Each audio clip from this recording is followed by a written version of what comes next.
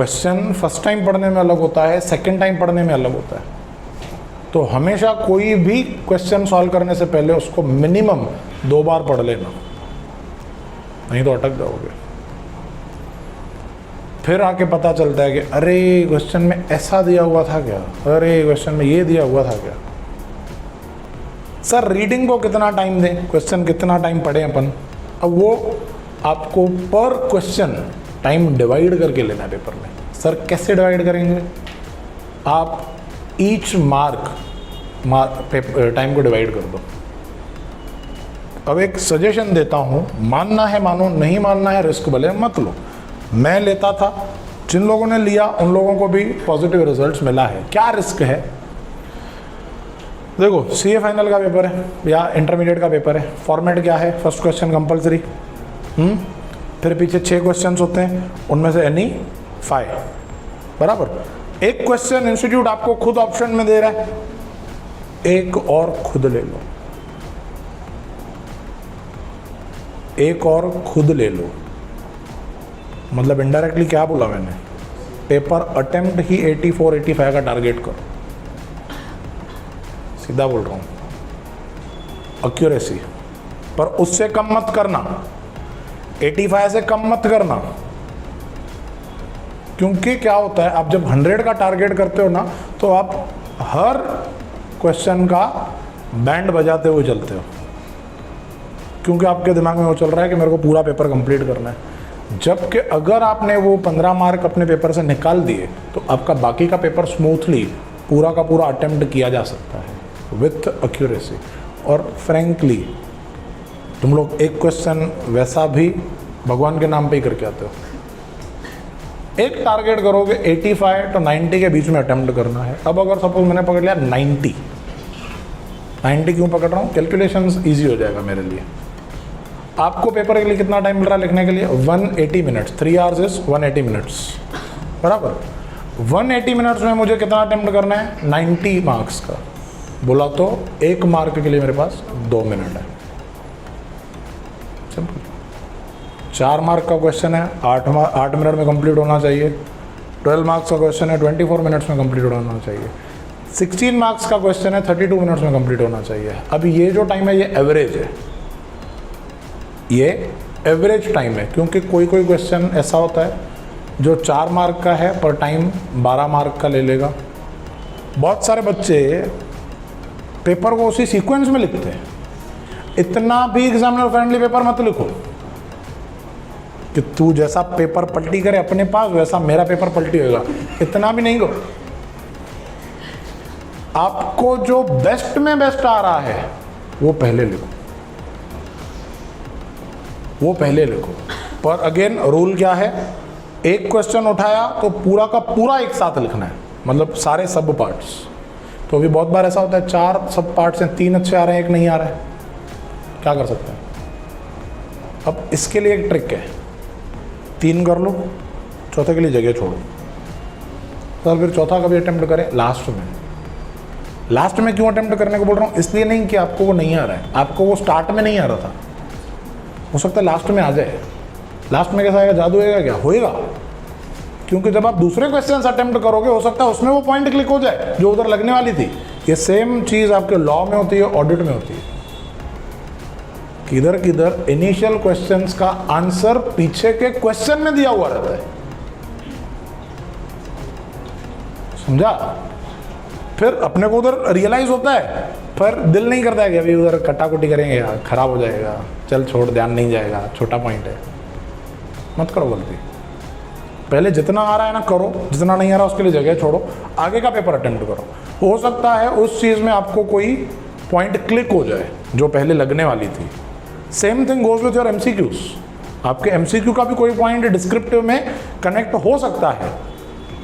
Last का 10 minute आप इस चीज़ के लिए छोड़ दो कि जो जो चीज़ मैंने छोड़ी है वो मैं लास्ट में अटेम्प्ट करूँगा। कुछ बच्चे प्रेजेंटेशन में राइट साइड से अपना घर से मार्जिन एक लेके जाते हैं कि उधर छोड़ के आएंगे। नहीं करो ना मिस्टेक, क्यों कर रहे हो गड़बड़। वो नेगेटिव पॉइंट है, वो नेगेटिव पॉइंट है। एग्जामिनर समझता है कि इसको लेंथ नहीं है, तभी ये राइट साइड से भी मार्जिन दे रहे हैं। आपके जो इंस्ट्रक्शन लिखे हुए रहते हैं ना उसमें है कि आपको एक्स्ट्रा मार्जिन ड्रॉ नहीं करने का है। वो गलती मत करो। प्रेजेंटेशन, आंसर का प्रेजेंटेशन में बच्चे गलती करते हैं। एक पॉइंट तो प्रेजेंटेशन का मैंने बताया कि थ्योरी में आपको क्या करना है, आंसर में जो इम्पोर्टेंट पॉइंट्स हैं, जो इम्पोर्टेंट प्रोविजंस लिख रहे हो, जो उस आंसर का क्रक्स है, उसको अंडरलाइन करो। इंट्रोडक्टरी पैराग्राफ में भी जो पॉइंट्स लिख रहे हो उसमें भी, ठीक है।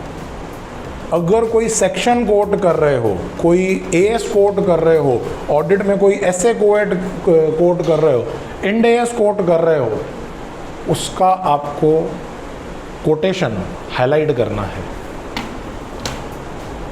पर अब आपके सेक्शंस पे, केस लॉस पे आपके इंस्टीट्यूट के एग्जामिनर्स का एक कमेंट है। वो कमेंट क्या है, अगर आपको प्रॉपर सेक्शन या केस लॉ नहीं आ रहा है तो इंस्टीट्यूट बोलता है मत लिखो। सपोज 5 मार्क का क्वेश्चन है, मैंने सेक्शन कोट नहीं किया, मेरे को नहीं आ रहा था, मैंने कोट नहीं किया, वो मेरे को 3.5 मार्क्स देंगे क्योंकि बाकी का पूरा आंसर राइट है, ठीक है। सेक्शन लिखा, करेक्ट लिखा तो 4 मार्क देगा, मतलब लिखने के वजह से मार्क्स में इंप्रूवमेंट होगा, नो डाउट वो चीज़ होगी, ठीक है। पर अगर मैंने गलत ये कोट किया सेक्शन, वो 2.5 मार्क देगा। गलत सेक्शंस, गलत एएस, गलत एसए के कोटेशन पे आपका मार्क्स कटता है। तो इंस्टीट्यूट के कमेंट्स में सीधा सीधा लिखा हुआ है कि अगर आपको सेक्शन या केस लॉ नहीं आ रहा मत लिखो, पर गलत मत लिखो। कहीं पे भी बड़ा चढ़ा के आंसर लिखने की नीड नहीं है।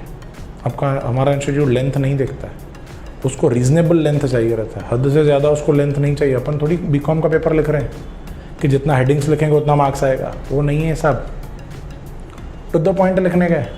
अभी एक तुम लोग को साइकिल बताता हूँ, क्या होता है साइकिल। फाउंडेशन का रिजल्ट आता है 205 आ गया, 210 आ गया, सर इंटर में रैंक लेके आएंगे। फाउंडेशन के रिजल्ट के दिन बच्चा आता है मिठाई लेके, बोलता है सर इंटर में रैंक लेके आएंगे, कल से डेली पढ़ेंगे। फाउंडेशन में जो गलती किया इंटर में नहीं करेंगे, कल से डेली पढ़ेंगे।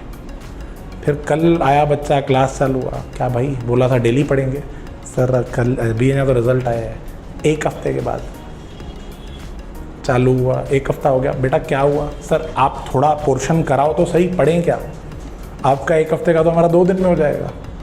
अच्छा, फिर जैसे जैसे थोड़ा आगे बढ़ते हैं, सर रैंक नहीं, दोनों ग्रुप इसी अटेम्प्ट में क्लियर करेंगे, समझा। थोड़ा टाइम और आगे बढ़ेगा, सर मैं सोच रहा हूं एक एक ग्रुप करके दूं, पर अच्छे से पढ़ के दूं, नॉलेज आना मांगता है चारों सब्जेक्ट का, दोनों दूंगा ना क्या होगा, मैं पास हो जाऊंगा, उसका वादा नहीं है, पर फॉर्मेलिटी हो जाएगी। मैं चाहता हूं अच्छे से नॉलेज लेके पढ़ाई करके दूं। एक ग्रुप देगा, पेपर होएगा, 200 आना मांगता है, 200 हो जाए, 205 भले 210 पे, 200 पे क्लियर हो जाए चलेगा। रिजल्ट का एक दिन पहले सर एक में एग्जामिनेशन आ गया तो बाकी 3 जल्दी निकल जाएगा फिर नेक्स्ट अटेम्प्ट में। ये साइकिल है, मजाक नहीं कर रहा हूँ। अरे 10th में 12th में 35% पे क्लियर होता था तो तुम लोग 30% 36% टारगेट करते थे क्या? नहीं ना, तुम लोग अपना पोटेंशियल देखते थे। तो यहाँ पे 200 पे क्यों गिर जाते हो? लफड़ा उधर है। आपको कम से कम टारगेट जो करना चाहिए एक ग्रुप में वो 250 का होना चाहिए कम से कम, if you are average student. But if you are a ranker तो आपको वो हिसाब से जाना चाहिए, 55 या 60 कैसा अचीव करने का। सिंपल रूल है। आज के टाइम पे तो आपके लिए बहुत ये चीज़ ईजी हो गई है बिकॉज ऑफ MCQs। MCQs पर सुनने में जितना ईजी लगता है उतना ईजी है नहीं। MCQs में मालूम है गेम क्या है, तुम लोगों के लिए बेनिफिट क्या है? वो तुम लोगों का टाइम सेव करता है। 30 मार्क्स का MCQs आता है CA के पेपर में, CMA में भी अभी वो लोग 30 का ही इंट्रोड्यूस कर रहे हैं। 30 मार्क्स के लिए मेरे पास कितना टाइम था हमारे कैलकुलेशन के हिसाब से? 60 मिनट्स। 30 मार्क्स के लिए 60 मिनट्स था मेरे पास, पर ये 30 मार्क्स मैं 40-45 मिनट्स में अचीव कर सकता हूँ। दैट इज़ मैक्स टाइम जो आपको MCQs को देना है, 40-45 मिनट्स। देखो लॉ और ऑडिट के पेपर में तो 40-45 मिनट्स भी नहीं लगेगा, क्योंकि उधर या तो आ रहा है या तो नहीं आ रहा है, थ्योरी है ना, या तो याद रहेगा या तो याद नहीं रहेगा। कैलकुलेशन उधर है ही नहीं। कैलकुलेशन आता है तुम लोगों का डीटी केस में, आईडीटी के पेपर में, वहाँ पे कैलकुलेशंस आ जाते हैं। सीएमए केस में हर पेपर में कैलकुलेशन आ जाते हैं, कॉस्टिंग में, अकाउंट्स में। 40-45 मिनट्स में आपका एमसीक्यू हो जाना चाहिए। फिर बाकी के 60 मार्क्स के लिए आपके पास 2 hours 15 मिनट्स रहेंगे।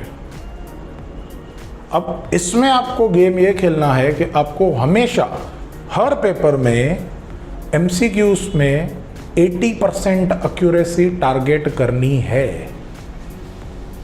80% एक्यूरेसी। कैलकुलेशन समझना, 30 मार्क्स का एमसीक्यूज है, 80% एक्यूरेसी बोला तो 24 मार्क्स। 24 इधर आ गया। बाकी पेपर कितना है अपना 70% पे आप अभी अपना 50% एक्यूरेसी पकड़ो। हर आंसर तुम लोग का आधा गलत है। मैं ऐसा पकड़ के चल रहा हूँ, कंजर्वेटिज्म फॉलो करते हैं।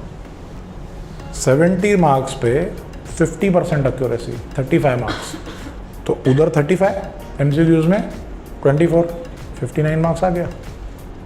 सर अभी एमसीक्यूज में 24 कैसे लेके आए? क्वेश्चन ये आता है। एक क्वेश्चन तो ये है, एक पॉइंट ये है कि आपको क्वेश्चन अच्छे से पढ़ना है। आप क्वेश्चन पढ़ने में घाई करते हो, जिसकी वजह से गलत आंसर सेलेक्ट करते हो। बहुत बार क्वेश्चन से आंसर नहीं, आंसर से क्वेश्चन आता है। इनडायरेक्ट मेथड से सॉल्व करो ना एमसीक्यूज। अगर आपको डायरेक्ट नहीं हो रहा है तो रिवर्स जाओ कि जो डेटा मेरे को, अच्छा वो टाइम कंज्यूमिंग होएगा, टाइम जाएगा, पर क्या होएगा, एक्यूरेट आंसर आएगा। और एमसीक्यूज के लिए मैंने एक पॉइंट ये भी बोला कि पीछे का पेपर अटेम्प्ट करो, हो सकता है एमसीक्यू की कोई पॉइंट रिलेट हो जाए, वो क्लिक हो जाए आपके यहाँ से। या फिर तीसरा, डिडक्टिव मेथड यूज करो। डिडक्टिव मेथड बोला तो राइट आंसर नहीं आएगा तो रॉन्ग आंसर कट करते जाओ। अगेन ये एक कॉमन मिस्टेक, आंसर निकाल दो जो वर्किंग्स वाले क्वेश्चंस हैं, जिसमें सपोज स्टेटमेंट कुछ नहीं बन रही है, समझा, एक आंसर आ रहा है, एक नंबर आ रहा है। जैसे अभी कॉस्टिंग में ले लो, मार्जिनल कॉस्टिंग है तो उसमें ब्रेक इवन पॉइंट हो गया, या आपका जीएसटी में आता है what will be the GST payable, ठीक है। तो उन चीज़ों को हाईलाइट करो जो मेन आंसर है, समझा, उसको बॉक्स में डाल के आओ, उसको डबल अंडरलाइन करके आओ। अगर प्रेजेंटेशन स्टार्ट से नहीं किया, पूरे पेपर में 5 मार्क आपकी कम हो सकती है। प्रेजेंटेशन का इतना इम्पैक्ट रहता है। पेपर भले 2 से 3 मार्क का कम लिखना, प्रेजेंटेशन करके आना।